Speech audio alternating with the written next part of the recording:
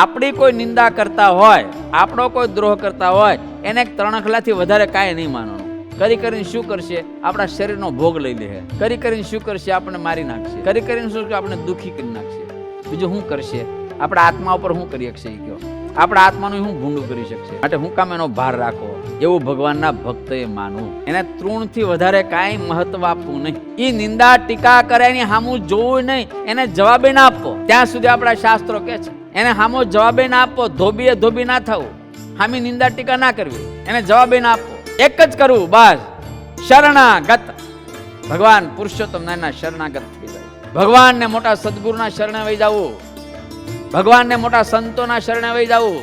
ભલે કદાચ આ લોકમાં આપણને કઈ હાનિ થાય, આપણા દેહને હાનિ થાય, આપણા શરીરને કદાચ દુષ્ટ લોકો હાનિ પોગાડે, પણ આપણા આત્માની હાનિ ના પોગાડી શકે.